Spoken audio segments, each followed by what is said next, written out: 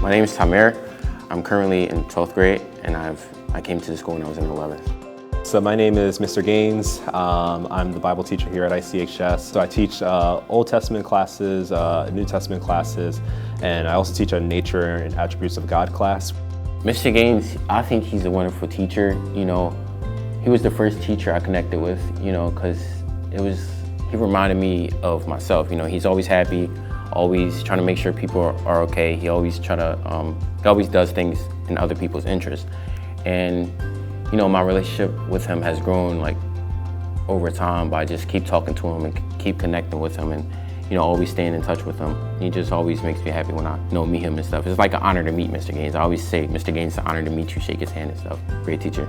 Our relationship with Tamir has really just been, how can I say, fantastic. Since the first day he stepped into my class, he came in filled with energy and excitement and just like a heart to want to know more about Jesus and know more about the Bible.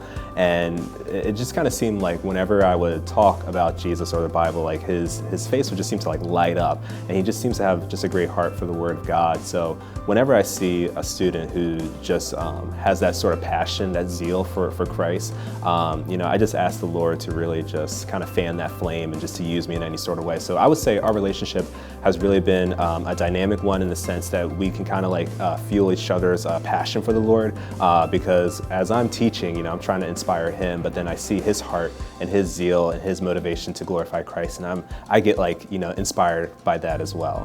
What's special about Mr. Gaines is how much he loves like God. Like I can see that within him. Like it's just fascinating to me because, you know, God is somebody who was something that we have like never seen before, and his faith and how dedicated he is to Christ just motivates me to get to know Christ better. Actually, like that's really special about him.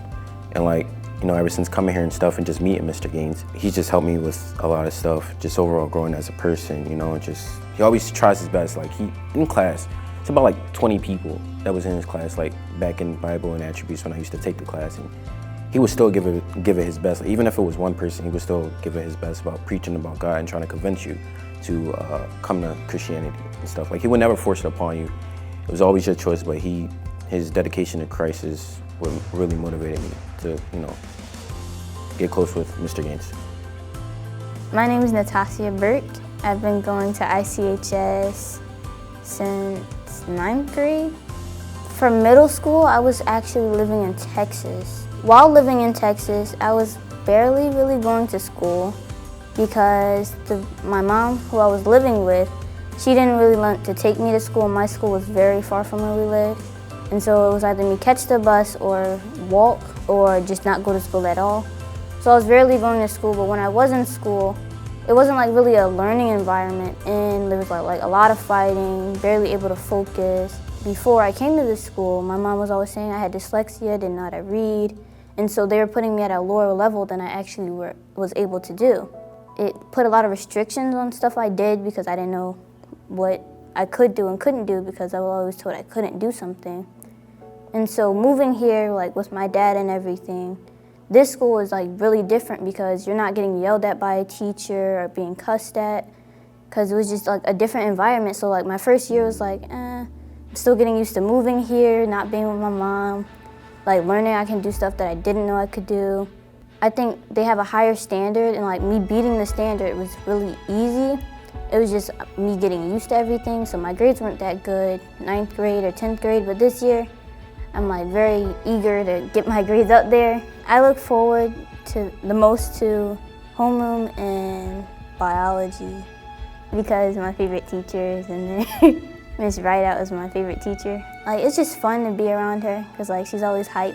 I think it's hard for me to open up, period, but like her, it's just like, oh, she's someone to talk to. She's always there, like she won't like make me talk to her. Our relationship is pretty interesting. Natasha was, when I first met her, was this kid who was a leader but didn't necessarily know how to. She had a lot of emotional outbursts a lot of the times at the beginning of last year, and she wouldn't let people in. A lot of walls up. She just would come into my classroom for lunch almost every day. And there would be times and I'm like, man, I really got to do work right now, but cherishing like her wanting to create that relationship, and so I let her come in every day. We would just talk, and she'd share a little bit more. And she opened up one day and just told me her entire story at lunch. And I just remember sitting there and just looking at her and just telling her, Natasha, it's not your fault. And just her breaking down, and she's like, I believe that it is. And so that's kind of where it began. And just the transformation that I've seen in that girl's life, the things that she's been through, the trials that she's endured, her strength through it all. And even now, I tell her all the time just how proud I am of her, because even this year, there's been instances where there are things going on in the class, and now she knows I'm frustrated, I'm upset. She looks at me, she says, I'm upset, and I'll say, take a walk. Whereas before, she would be shutting down, and we've talked a lot about her stuffing her emotions, and she did that a lot. But she was realizing it, and she's working on it. People should send their kids here because if they want to have a good, firm understanding of the person and work of Jesus Christ and just how he has completed the work of salvation and understanding what the gospel is, not just on a theological level, but also on a practical level, this is where they can have that sort of training and understanding of who Jesus Christ is. But then I also think that this is also a safe community, whereas there's a lot of things that are happening in various schools. I think students can come here and actually feel safe and know that they are safe, and that they know that they have teachers that care about them. So even if it means like some sort of like discipline issue, it's like, hey, we're going to stick to our rules because we love you. And when it comes to that sort of encouragement or just being a teacher that can talk to you after school, we'll be here for you because we love you. So I think the love and community relationships that are here at ICHS, as well as the Gospel Center Foundation, is why parents should send their kids here. I would tell them to come to ICHS because overall, it just helps you grow as a person, not just as a Christian. You meet people who you would never think of meeting, like people who will help you in certain things, like becoming a better person, being smarter, trying your best. When I first came here, I wasn't that good of a person. Like I was like messed up in the head, and I wasn't close with Christ at all. But ever since meeting him, I have grown as a person.